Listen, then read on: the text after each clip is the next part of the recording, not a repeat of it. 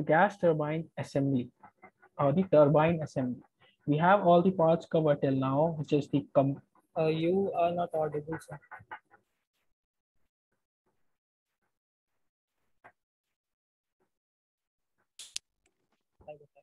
Perfect. So I am telling you that we have covered the compression part, which is the compressor. We have covered the part after the compressor, which is the combustion. Okay. And now we'll be discussing just after combustion, we have is the turbine. Okay. You can see the turbine here. What does the turbine do? The part of the turbine is basically to convert all the heat energy of the combustion from the combustion chamber of the air particles into the mechanical energy. Okay. The first part of the turbine is the nozzle guide vane. You already know what is a nozzle guide vane. I've showed you the pictures also, which directs the air actually into the blades of the rotor section. Now, if you see clearly, this is the combustion chamber, and afterwards we are having the turbine section.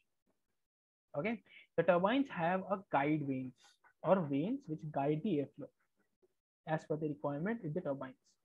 Then the turbine extracts the energy from the hot gases and converts the energy into the mechanical energy to drive the compressor, the gearbox connected to it. What is a gearbox? It looks like this. Okay. Now, why is a gearbox involved in this? You can see the turbine is spinning. There is a small section which is like a gearbox. Okay. Gears are present and it is connected to other systems. Now, why is this present? Because you need to understand the turbine is not just spinning the compressor, the fan. It is also responsible to function the pumps, the alternator, which is charging the batteries and etc., which we'll discuss in the aircraft systems. This is not the part where we'll discuss on that. This is just the turbine section. Gearbox can also be used to operate the accessories or power the propellers or the rotors, which we have in the front. Okay, it can also be used to rotate the fan, the big fan. Okay, we'll discuss the stresses on the turbine. Okay, you can see these are turbine blades. Okay, these are the blades of the turbine. These are shaped into such nature. Please understand that the airflow is going in this direction. All right. So these will be rotating in this direction. That is, the rotors or the stators will be rotating in this direction. So the airflow passes through this way, this manner. The speed of the gases which are arriving just in the turbine are approximately at 2,500 feet per second. Okay, if you remember, after the combustion, the temperatures and the velocity are rapidly rising. All the three quantities we saw are rising.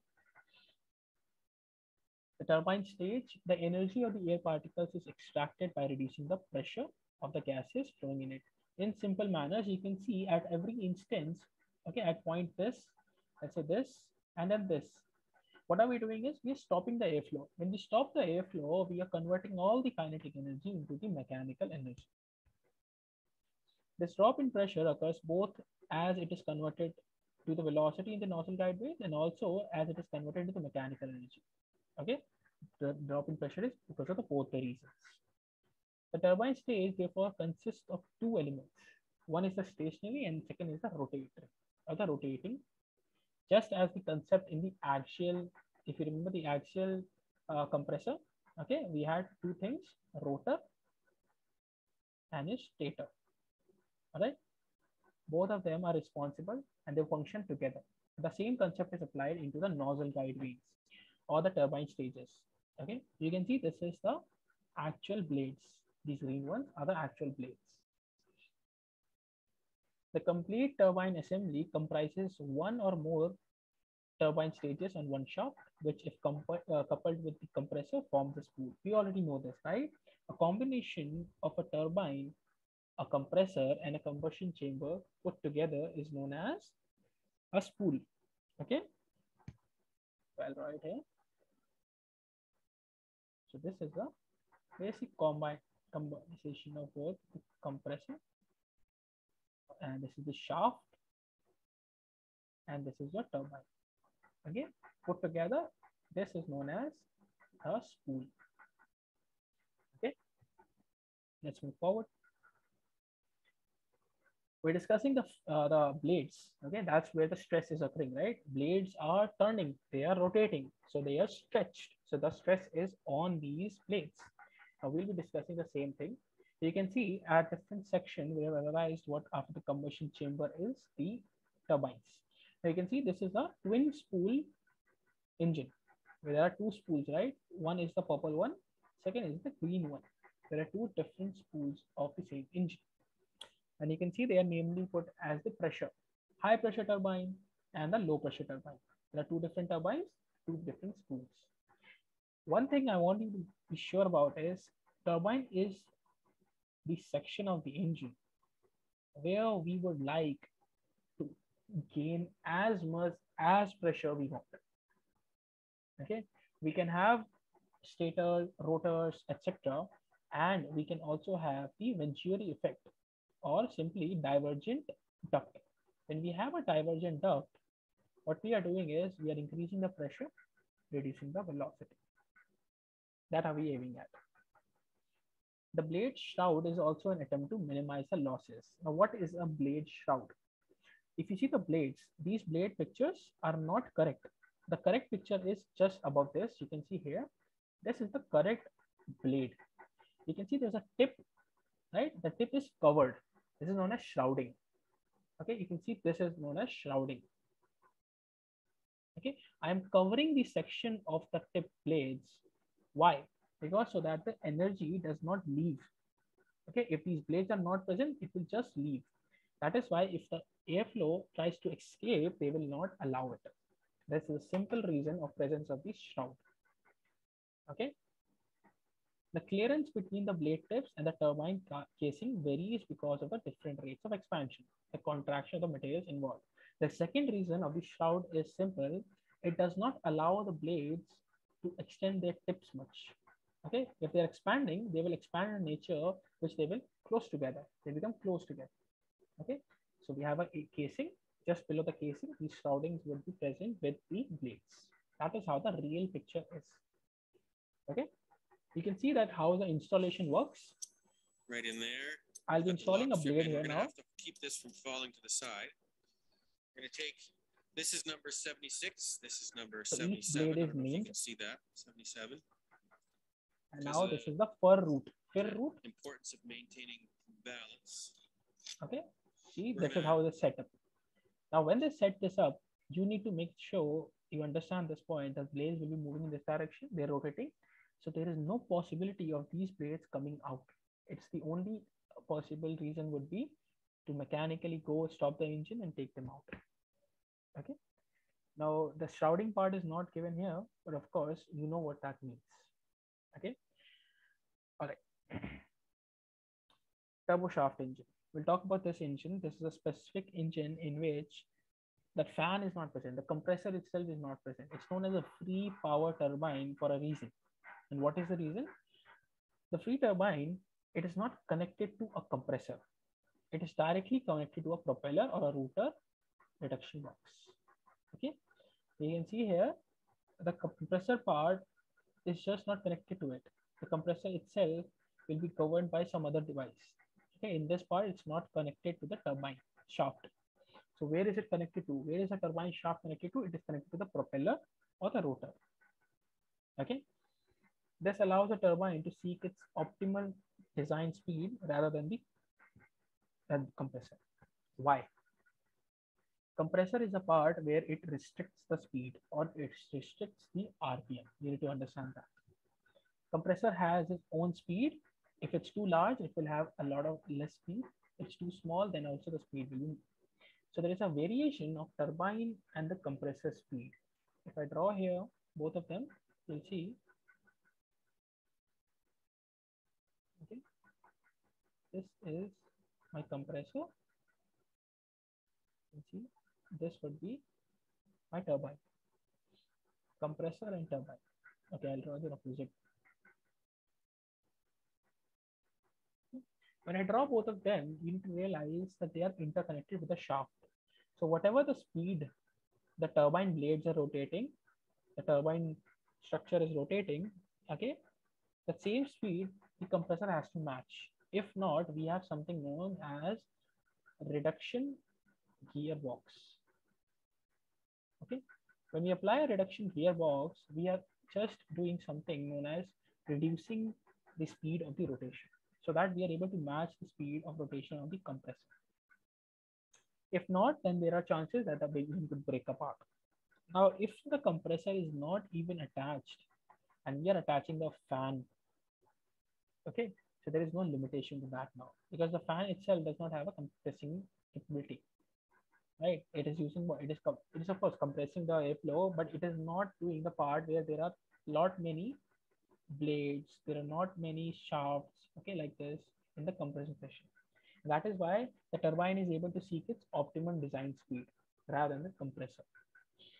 The advantages are the propeller can be held at low RPM during taxi. Of course, if the turbine is spinning low at a low RPM, then also we can have it. The same reason we can't have it in the, why can't we have the rotation in the compressor at low RPM? Who will tell me that? Why can't we have the same thing in a compressor at a low RPM?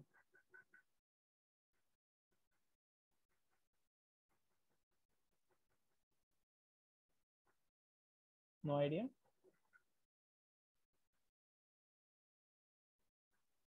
Because of chances of stall. Okay. So if you're having such things at a low RPM, the turbine is being less, the compressor is not doing its part, then we will have something called stall of the engine. You understand?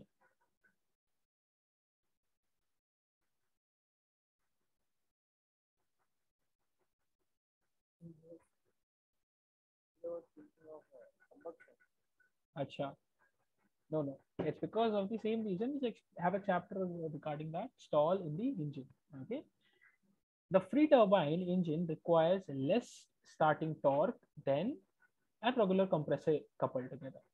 Same reason, in a compressor there are a lot of stages, and in a lot of stages you require a lot of initial torque. Okay. A rotor parking brake can be fitted, which eliminates the dangers inherent in having propellers rotating in the winding conditions. If I have a rotor parking brake, that basically means that I have stopped the turbine from spinning. And if the turbine is not spinning, then the blade will also not spin, the propeller will also not spin. So I have solved these three by just getting the free turbine. Of course, this free turbine is not used in the engines these days, and of course, it is only used in the helicopters or so. We find the examples. Turboshaft engine is actually installed in the helicopters, if you remember, right? So if you're not having that, that means that basically we are installing it in the other vehicles.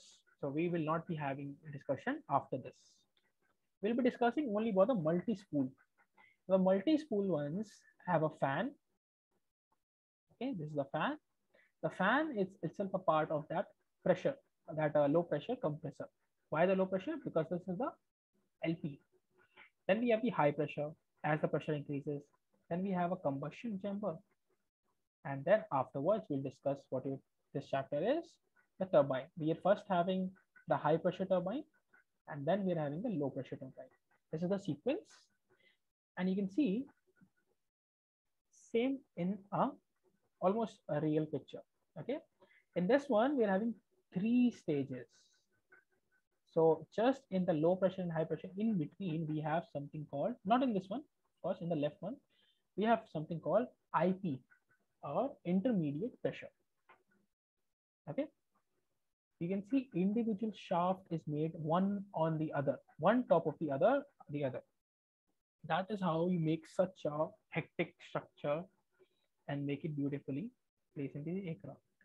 That is why the cost of engine is very high. Okay, we'll be discussing about multi-spool engines because that is what we're going to fly. Just in a comparison, if I want to do the 777 engine, if you see, this is my 777 engine, and this is the aircraft which you normally fly, in SpiceJet, 77 and all. The size of the engine itself is equal to the fuselage, this size. And that is how much we are progressing in terms of engines. Okay, you can see I can fit my Boeing 737 inside this aircraft. Okay. So as we have increase in the diameter, what is the diameter? Diameter is this part, right? The power output of a turbine can be increased by increasing diameter, but we have already gone through something called principles of flight. So in the principle of flight, we discussed that this will have a effect on the drag. It would increase the drag. The greatest stress would also be imposed on the centrifugal forces for those blades. Why? The larger the engine I'm having, you need to understand the larger blades I will have. And the larger blades I have, the larger the mass of these blades. So I'll be pulling a lot of blades like this. And that is why the stress arises more on these blades. Important points. The efficiency of a turbine blade increases as is RPM increases. Okay. As I'm increasing the RPM, the pressure increases. Of course, the pressure reliability increases, and the combustion chamber, after the combustion chamber, this role which is playing the turbine. Okay. Basically, I'm trying to increase the pressure as much as we can. But the stress on the blade increases in proportion to the square of the blade speed. Okay. So we are in a dilemma again. Okay. We want to increase the speed, but we don't want to increase the speed. Okay. So we come to a compromise, and that is not in our syllabus. But of course, we can go ahead and search it as the basis of curiosity. So we have to do a compromise between these two things. Okay. Let's discuss the blade shape, because we have discussed that in the compressor section also. If you remember, there are two types of compressor. One is your axial. Second is your perfect. Okay. Now who will tell me the blade types in both of them?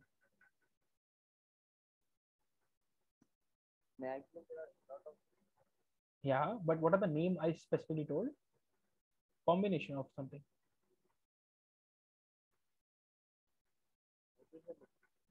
That is a stage. Okay, that is the stage of the turbine. Blade. I'm talking about blade.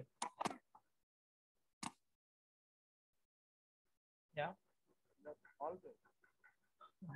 But you remember something called stator, rotor. Exactly. Rotor blades and stator. Now tell me what is in the centrifugal.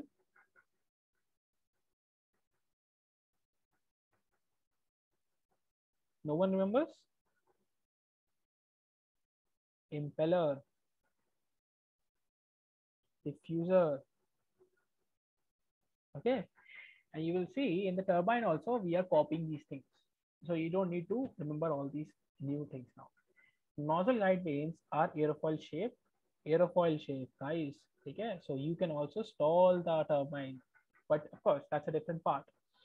And form a conversion ducts. Okay. After all, the nozzle guide vanes are forming a conversion duct, which we'll discuss why. In the next coming chapters, we'll discuss why do we need a convergent shape now. The space between the two nozzle guide vanes form a convergent duct, converting the pressure energy into the kinetic energy. Okay. The turbine blades can be impulse type. What is an impulse type? The two types are in this, which are known as the same. The names have changed, but it's the same method. Okay. The first is the impulse type. Second is a reaction type. Guys, there's a problem.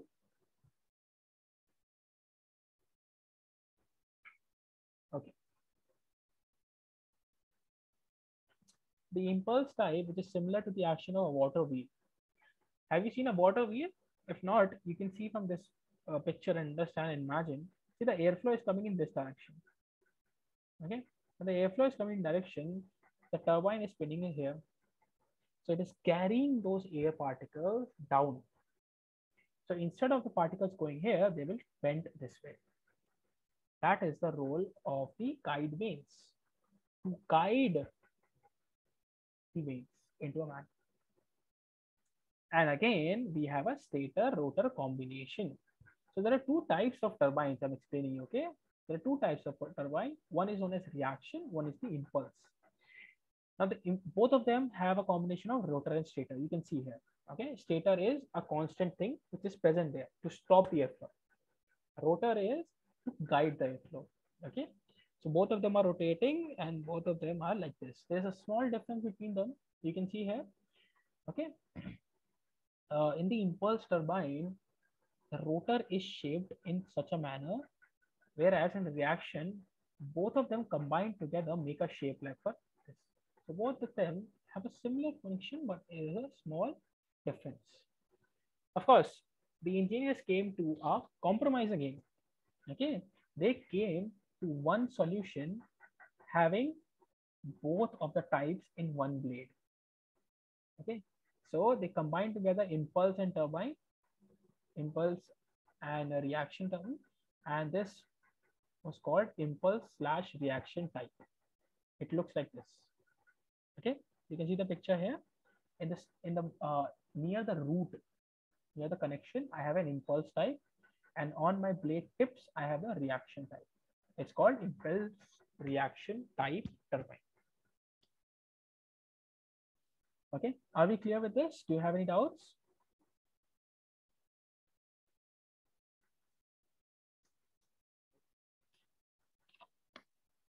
No doubts? All right. You can see in this picture, it's a little blurred, but I want you to see this is pure impulse type, and this is pure reaction type. Okay, I want to realize what is happening in this. These are my stator, and these are my rotor. Okay, same thing. Fixed blades are known as stator. Moving blades are known as rotors. Okay, when I have this picture, I want you to realize the graph also which they are making. Okay, the graph they are making are very, very similar to what I've explained to you. The method of impulse type is to reduce the pressure instantly. Okay, instantly they will reduce the pressure. But in the reaction type, you can see the pressure, it reduces, increases, and finally keeps on reducing. I mean, it's a steady process and keeps on reducing slowly and slowly, whereas in this one, it is a rapid process. So that is why we made a compromise and we made a blade which was a combination of impulse and my reaction. Okay. So near the wingtips, we are having the pressure reduced steadily, whereas the root, we reduce the pressure instantly. Okay, I hope you're clear with this because I personally had a lot of doubts regarding this and no one was there to explain such things. But I've tried my best to explain you what these types different are. Okay, we use a both of combination. Is that clear now? Yes. Okay.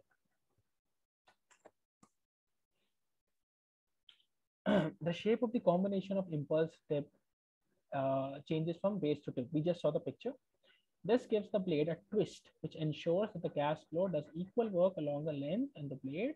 Again, this blade twist has been repeated. Can someone tell me where this was?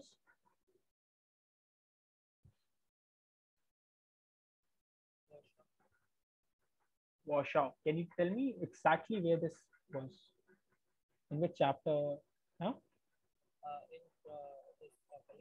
Perfect. Yes. Propellers.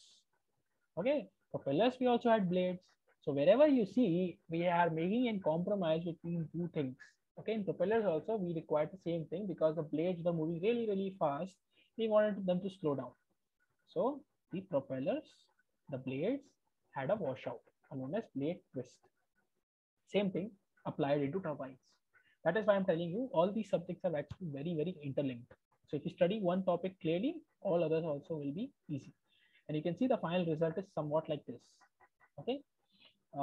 Impulse type and the reaction type, both are here. Okay. You can see airflow will be going.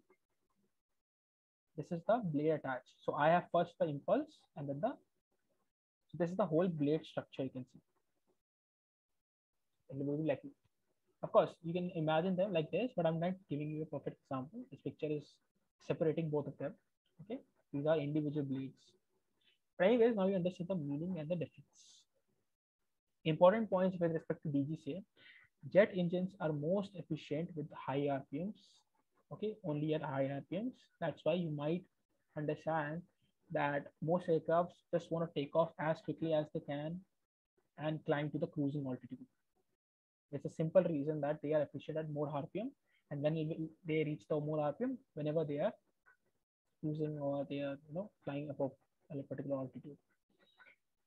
Secondly, the rearmost turbine is a low pressure turbine. Rearmost means, so if I have a shaft, okay, I have a compressor, I have a turbine.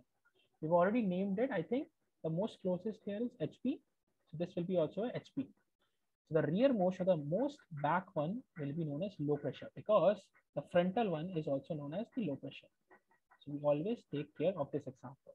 As we come close, become high pressure. As we go farther or rear or front, becomes your low pressure. Okay. These are the points which have repeatedly been asked in the questions of DGC. So I have underlined them, I have explained them. So I just don't want you to guys mess up in the exam. Okay. You can see here in the picture as well. This is the low pressure turbine, and we are looking at the rear. This is the front end of the aircraft. Okay, guys. This is the back part of the aircraft. Losses in the turbine. The turbine is a very efficient mechanical device.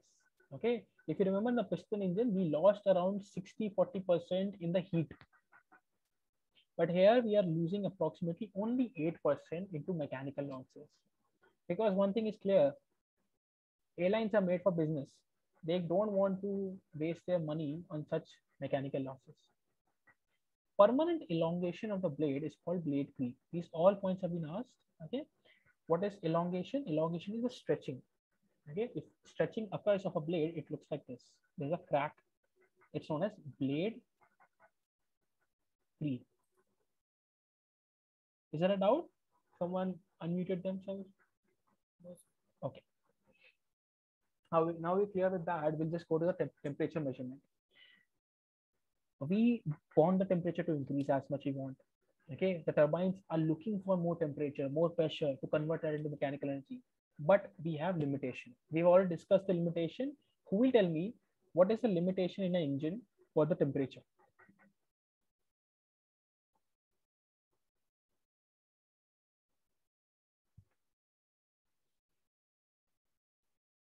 Just by logic, someone can tell me.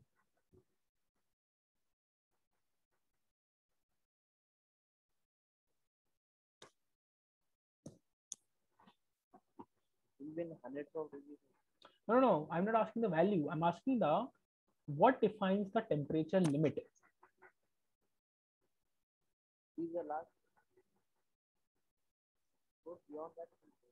Yeah, I understand that, of course. Yeah. Okay. The engine, of course. I'm looking for a specific answer. Did I tell you that the material by which the turbines are made, that defines the temperature limit? This thermal expansion. Yeah, of course, thermal expansion and all I've covered, but I explained that temperatures, the engineers wish to increase the temperature as much they can, but the temperature is limited. The temperature is limited. You can see here in the picture, the highest temperature reaches in the combustion chamber, and after which in the turbine section. This is the turbine section. So just after my combustion, I have my turbines. Okay, combustion chamber, I can understand. There is a lot of heat evolving and all, but turbines are adding into the energy, right? They are converting all the pressure into themselves, and they are the ones that are introduced to the hot gases. So it is the turbines, the materials with which the turbines are made, that defines the temperature limit. Okay, and that is your answer. So which part did I explain you today? The first part which I explained to you in the turbine section was nozzle guide vanes. And this is your answer. That is how the questions are asked in the exams. Okay. Now let's discuss how the temperature is measured in such things. Okay, you can't just put a thermometer somewhere, right? You won't expect that it will burn.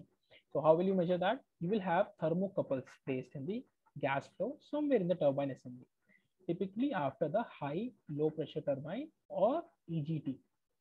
If you want the exhaust gas temperature, then you will put that in the low pressure one. If you want the temperature which will be highest, you will put it in HP1. We know the method, right? Why we know the reasons now. I don't have to explain you once more. So this is an example of a thermocouple. You can see it's a little shape of a thermometer, but of course it works on the principle of voltage. Okay, so the whatever the heat it is generated, the heat is measured by these things. That heat in itself is put into terms of voltage, and that voltage is transferred. I'll show you the picture, okay, how it's transferred. But right now you need to understand this. The thermocouples are connected in parallel. This is very important. This is asked in exams also.